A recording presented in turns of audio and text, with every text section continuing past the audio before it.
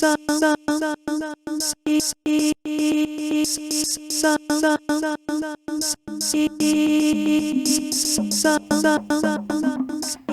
everybody and welcome to our workshop series. My name is Ivona. I'm a music producer for a while now, and this is Summer. Hi. I'm also a music producer and songwriter, and I play lots of instruments. Yeah. And we are doing music production together right now in a residency, and we wanted to share some of our songwriting process and how we got into production. And we also want to teach about how production flow works. Yeah, so this will be like a workshop based on like how we approach creating an idea. So don't expect workshop about Ableton, but we will do everything in Ableton. So we're going to talk about the general signal flow of audio and MIDI, and we're going to go over things in Ableton that translate to other programs too, like basic settings on a channel strip and about how audio effects and MIDI effects work. And then that is all really tools that are going to lead us into being able to describe how we write a song. And we're going to show, because something that I think is the same for both of us is that our compositional process involves production. Like they are intertwined. So we're going to show us creating something from scratch. Yeah. We want to first tell why we got into this. So for me, I wasn't surrounded with people like playing different instruments, and this was a great tool in which I can, like, for instance, make drums without know how to play them. So that's why I got into this kind of programs. And what about you? Well, for me, I had played piano from a very, very early age, and I learned guitar and bass and started playing in bands around age 12, and I was really excited about the music we were making, and I really wanted to record demos, and I started to learned how to use an interface and had a mic and tried to record my band, and to my surprise, it didn't sound like the Avril Lavigne recordings that I was obsessed with. And I started to try to figure out why, because I had put a microphone in front of my band and we were... and it didn't work. And it didn't work. When I played it back, it didn't sound like what I thought it should sound like. And then I started to realize that there was a lot to production and mixing, and that it was an incredibly complicated art form within itself. And then as soon as I started to realize that, I also began to have my composition be related to the production that I make. So for me, I kind of started to see it like when you see a painting and you have certain elements like a person and a beach and the sun. Those if you have a totally different color palette, that's true, the painting will look totally different, completely different. And I started to see mixing like that. And so for me, the songwriting has so much to do with what the color palette is. So it's really empowering to be able to determine what I want it to be and not have that be in someone else's hands. Okay, cool. And I'm a control freak. It sounds like that. There are two kinds of input that we give our computer when we're recording music. There's audio and MIDI. So audio is what you're most familiar with hearing. It's something like my voice or a guitar or a drum.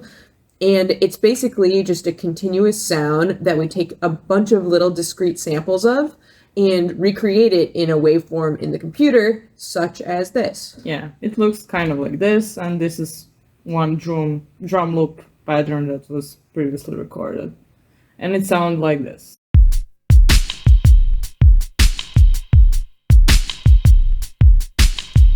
Okay. The other kind of way we make music with our computer is MIDI. So MIDI is a protocol containing information that tells us the description of what sound we want the computer to create. So something like which note we're playing, when that note happens, at what velocity, and many, many other parameters about how that note is supposed to sound. MIDI looks like this. Yeah, for example, this is a MIDI, and I draw an information to computer to play C1 note that is long like this and loud like this, and then it sounds like this. Okay, so I think that now we should talk about signal flow. I know that's not the most interesting topic, but I feel that it's really important. Yeah, signal flow is not the most fun topic we're going to get to, but it is really key part of getting into recording. And also it's very empowering to understand how signal flow works, because when you start to run into problems, which we all run into problems with anything with technology, understanding signal flow will allow you to troubleshoot those problems and figure out what's going wrong, because it's always going to be something different. It's never the same. Yeah, and when you like have a moment where, oh, why I don't hear sound, you will know in which level of that signal flow you have a problem, and then you know how to solve that problem.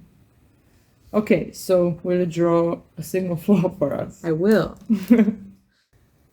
First, we're going to talk about how audio signal flow works, and we'll start with drawing a microphone.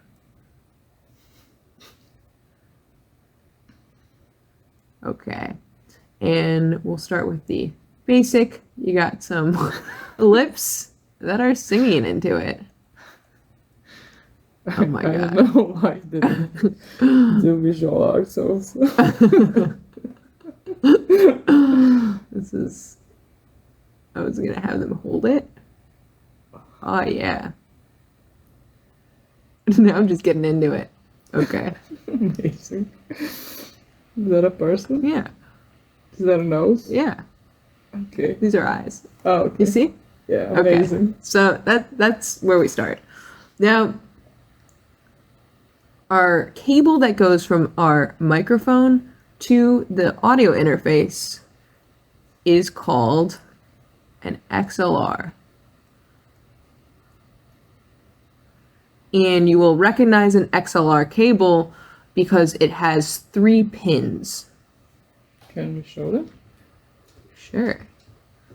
Come on. It's like this. Yeah? Uh-huh. Okay.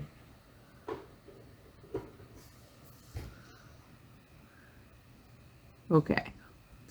Now it comes over here and it plugs into your audio interface. So your audio interface is how we take analog, which means real world information, and we turn it into digital information. It converts analog to digital. And because computers can only read digital, they can only understand digital. So here we plug in to what is called a preamp. Now a preamp exists to take a signal that is too quiet and amplify it. So exactly what it's before it hits the converter, pre-amplify. Okay, so we plug into our preamp, and you're gonna have to turn up the gain on that preamp. So we have also it here. As you can see, we plugged in microphone into second input, and this is like a little gain that is going up. So next to where you plug it in, there's a knob, and that's your gain knob. Okay, then from the interface, we go into our computer. The suspense of you drawing stuff. What does the computer look like? All right, this is a computer. We should do Pictionary after this. Oh no. What? Just writing words is difficult. That says computer. Okay. Okay. And inside of our computer, it goes into our DAW, which stands for Digital Audio Workstation. So for this workshop, we're going to be working in Ableton as our DAW, but examples of other DAWs you might use are Logic, my personal favorite, Pro Tools, Studio One, Reaper, Cubase, Fruity Loops, and so on. Yes. So it goes into your DAW where you do all of your different kinds of processing, and then it comes back out through that same cable that plugs into your computer. It comes back out, and this cable is usually, this is a USB cable, okay? So it comes out that cable, so there's only one cable connecting your interface to your computer, and then within your audio interface, it takes the digital output and converts it back into an analog signal, which is then going to go to either your headphones or your speakers or both. So everything on the back is outputs. So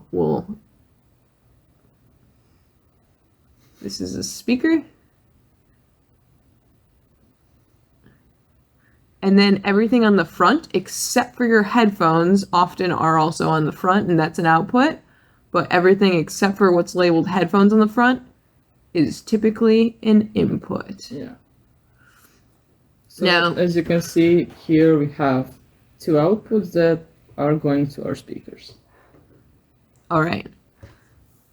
And that's the basics of how signal flow works. Now, within your DAW, you have to sometimes select what interface you're using. You have to tell the computer where to be looking for its input. Yeah.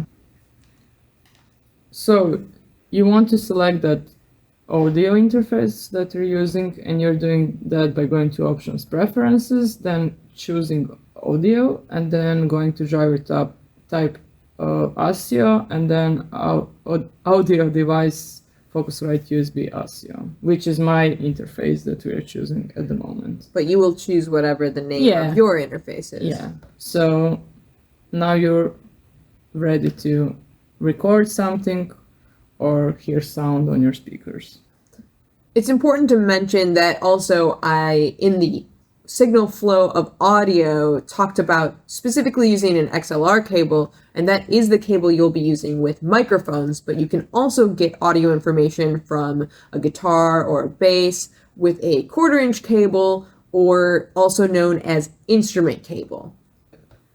Now Ivona is going to go over the basics of how a channel strip works. So first you have this kind of boxes where you can find different clips. On a MIDI channel, the clip looks like this. This is like what Summer explained, like information that you're sending to a computer, and computer out of this makes a sound. With audio channel, your clip is looking like this. This is like previously recorded drum loop. And then on our channel, we have routing section. This is controlling how our sound flows through the DAW. Then we have sends. We will talk more about this later, but with this you're controlling different audio effects. And then we have some basic parameters that are really important for every channel. First one is volume. If we turn this down, we have lower volume. If we turn it up, we have louder volume. I will show it now.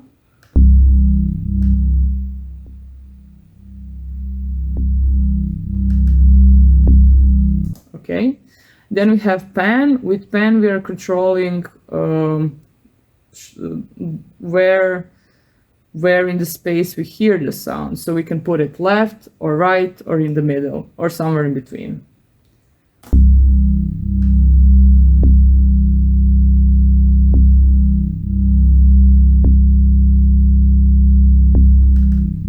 Okay. This is controlling, this is like a track activator. So If it's yellow, then the channel is on. If it's gray, then the channel is off. And now we don't have sound, but if we turn it back on, we hear sound. And then we have something that is called solo, which is important if, for example, we have different tracks playing at the same time, like different channels, and then we want to concentrate on only one. So, for example, if we have drums playing with the bass,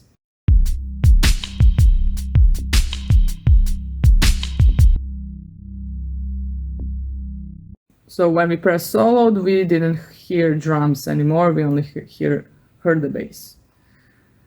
And the last thing is really important for recording. It is called ARM.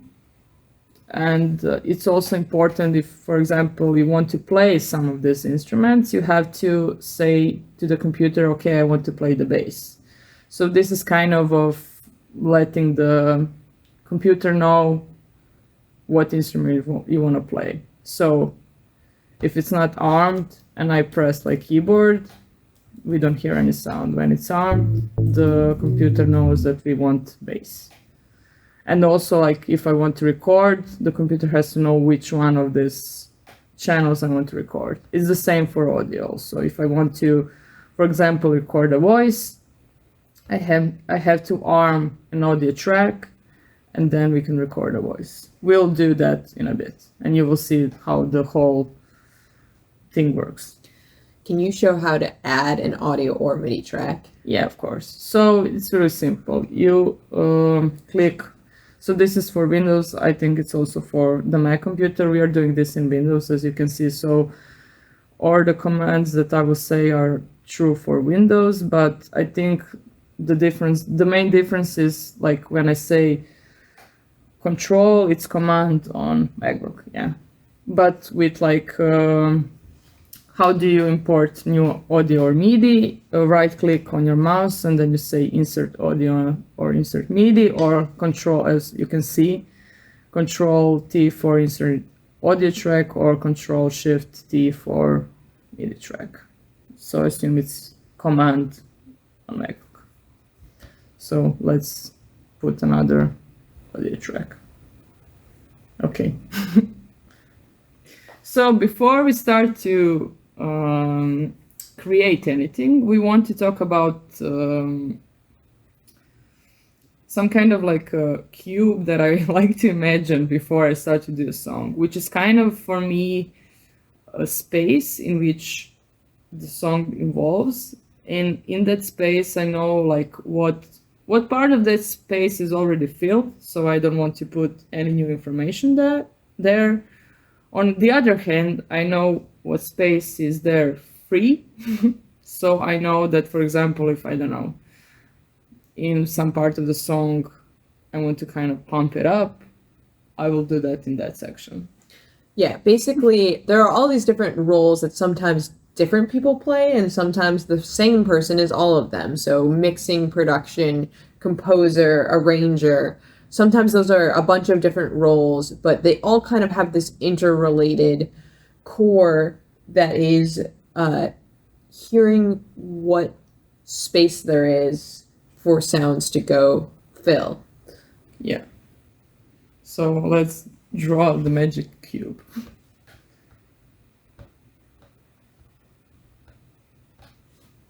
All right.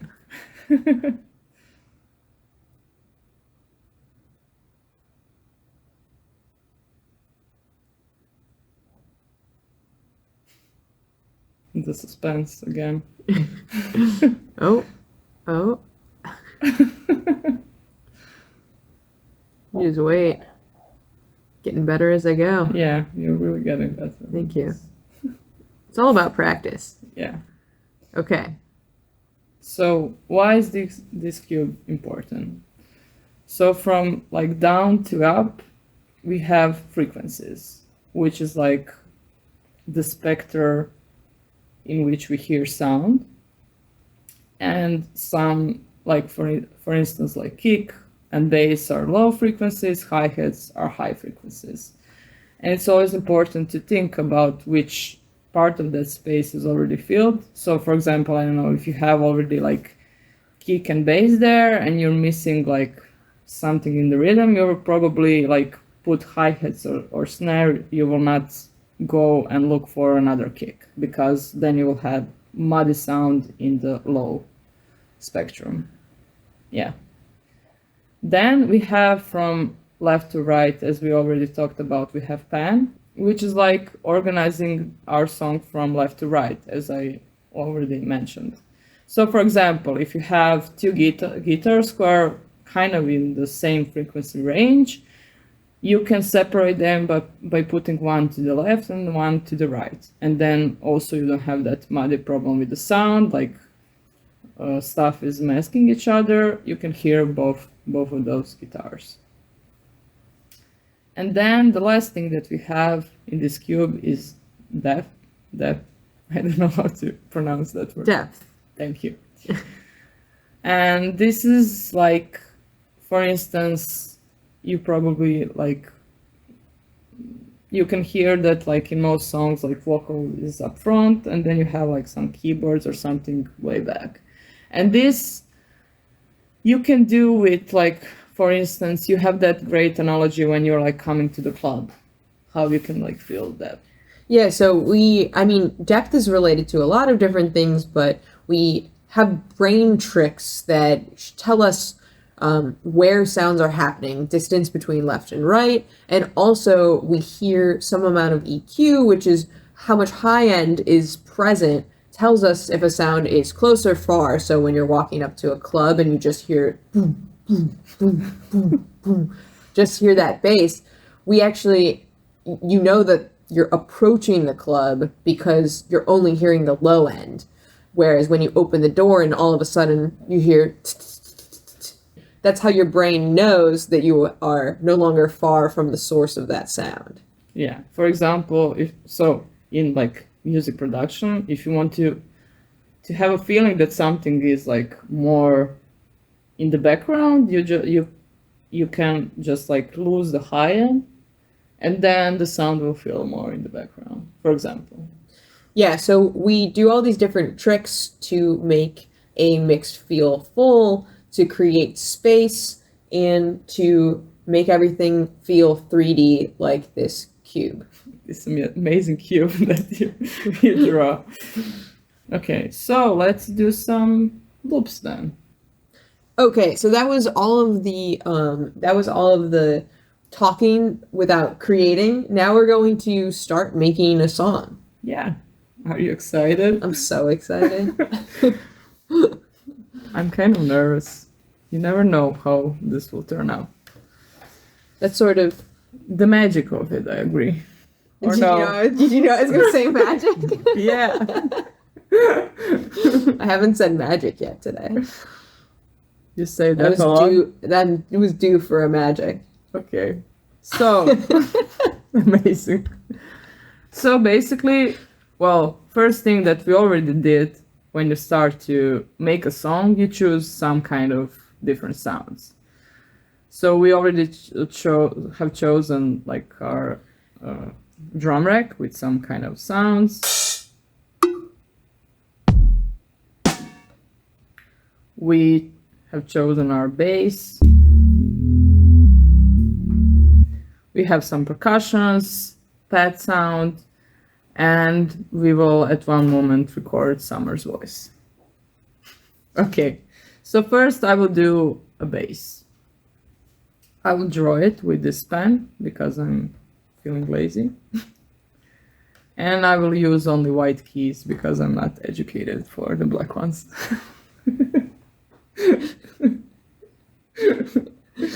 So let's start with a C, because that's like... Why are we starting with C? What? Why are we starting with C? I don't know, that's like the bass.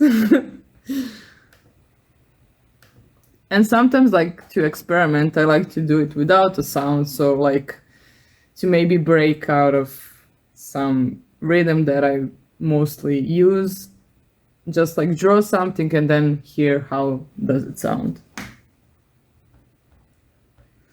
Okay. So And this is what? you're drawing in MIDI. So what Ivona's working in right now is that other protocol, which is just information packets that we're giving to the computer, and then the computer is creating the sound. Yeah. Okay, so I've drawn some notes which are long, differently long. This. And now we will hear how our bass sounds.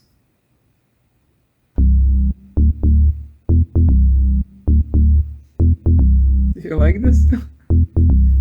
Huh? I think we can change it a little bit. Maybe we make it a longer loop. Such a short loop. Okay. You know what I mean? Yeah, I know. Okay, now I duplicated the loop, and we will slightly change the other part. Or you want to completely change it? Slightly. Slightly? Halfway in between. Slightly and completely. Like this?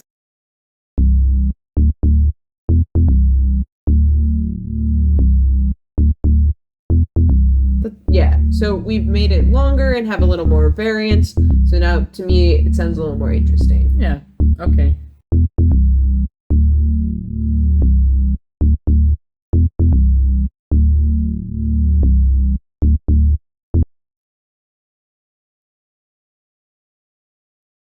So we made a MIDI bass sound, and now we are gonna do drums. When it comes to MIDI in a DAW, you can have like two types of MIDI instruments. For example, bass instrument is kind of a melody instrument. So if you go to a clip, every note will be a different pitch. But when you go to drums, you have kind of like different samples here of different sounds. So when you go to clip, every every note on the keyboard will be like a different sound.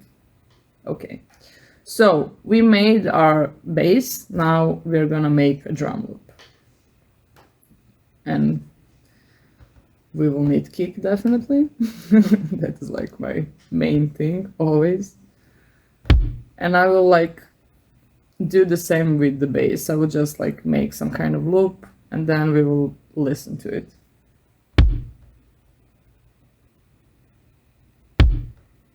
Then some closed hi-hats.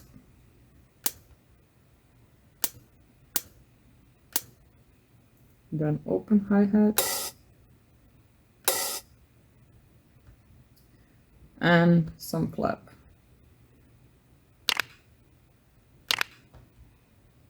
So this is our drums. Are you okay with this? Do you want to make it longer? Let's change the last two kicks to be...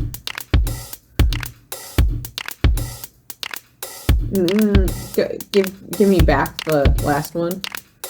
This one? Yes. Yeah. Okay. And let's hear it with the bass.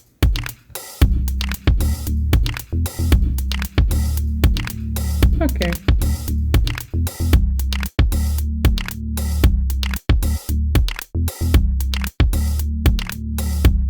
Do you have an idea for the vocals because it's your turn? Let's do it.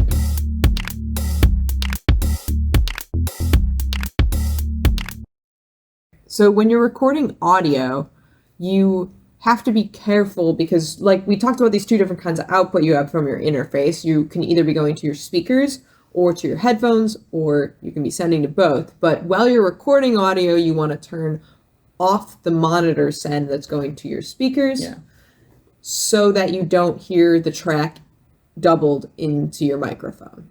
So Right. we're going to switch and plug in these headphones right now.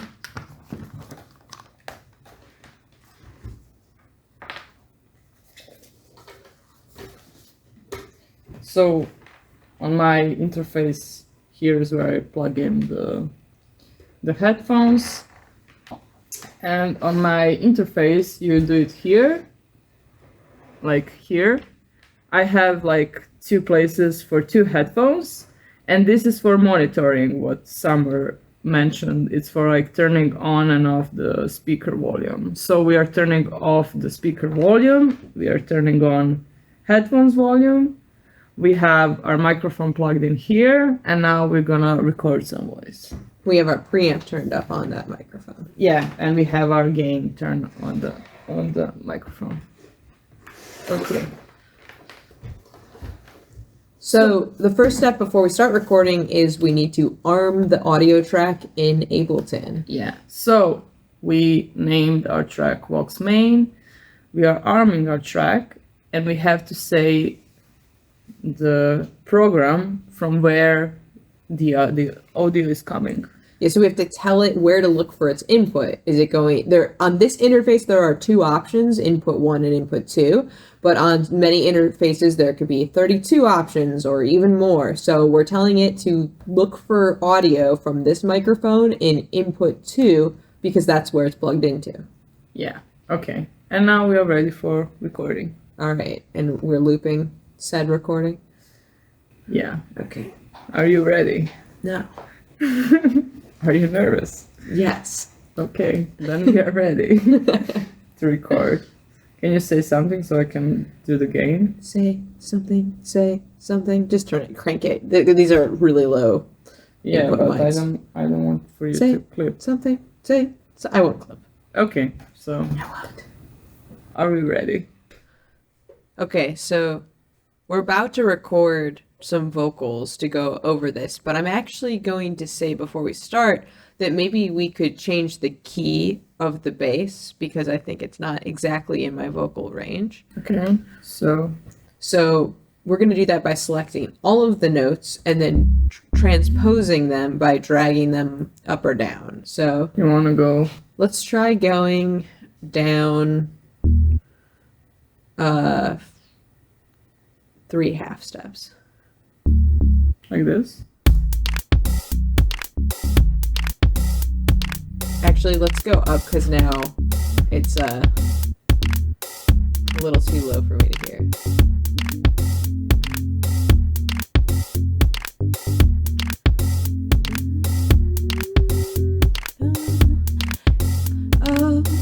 Okay.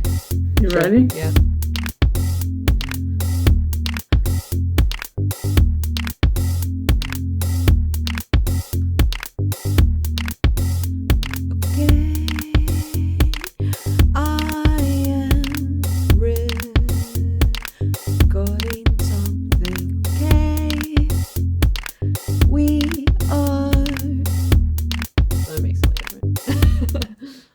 Okay, and now we have Summer's voice. No, can we do it again? No? Again? Yeah. Okay. Let's do it again.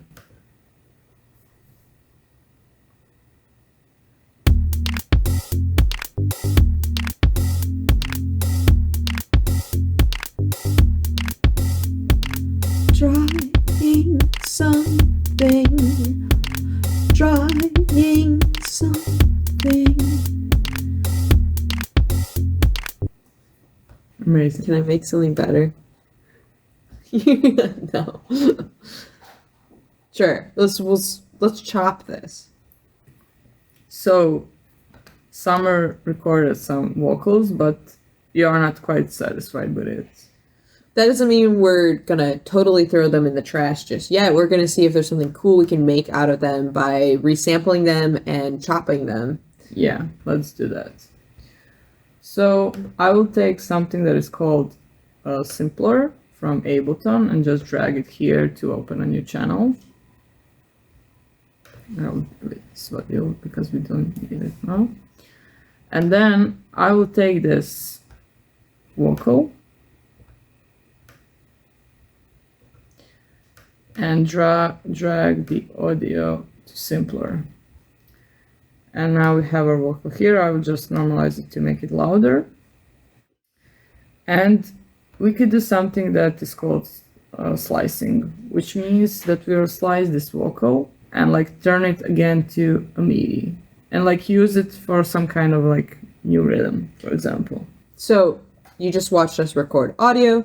Now we are using the slicing algorithm that will analyze what the initial impulse of each sound is, and through that then it's going to select chunks that become MIDI. So I said to him slice by a beat and this often. And now we have something like this.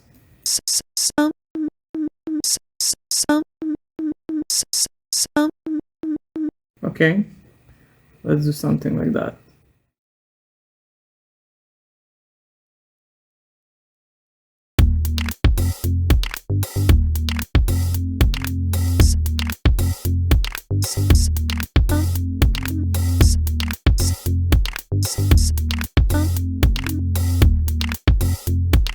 Okay.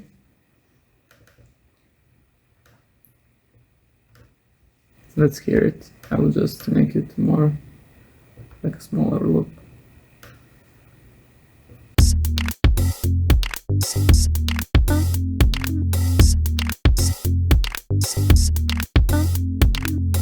So one thing I think we could do is quantize these, which means taking things that are not quite on the bar, and the bar is determined by our BPM, which is the beats per minute or the tempo of the song. And we're going to select all of those MIDI notes and... Yeah, as you can see now, they're like how I recorded, and with Control U, I'm quantizing them more in the tempo. So they're like now more precise.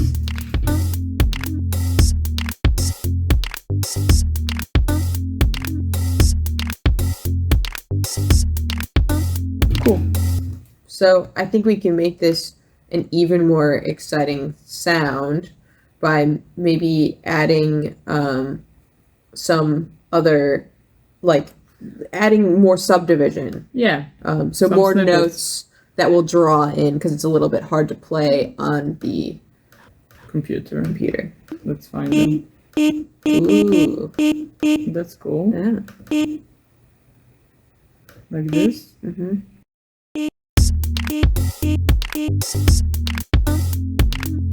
Something like that. Yeah, maybe even some a little faster together, like. Okay.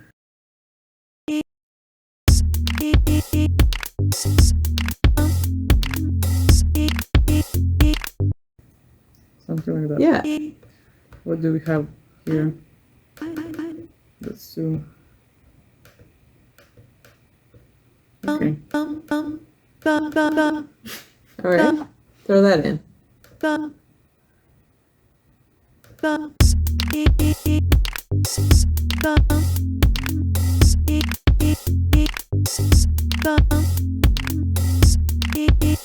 like this. It's quite okay. Do you want to add something?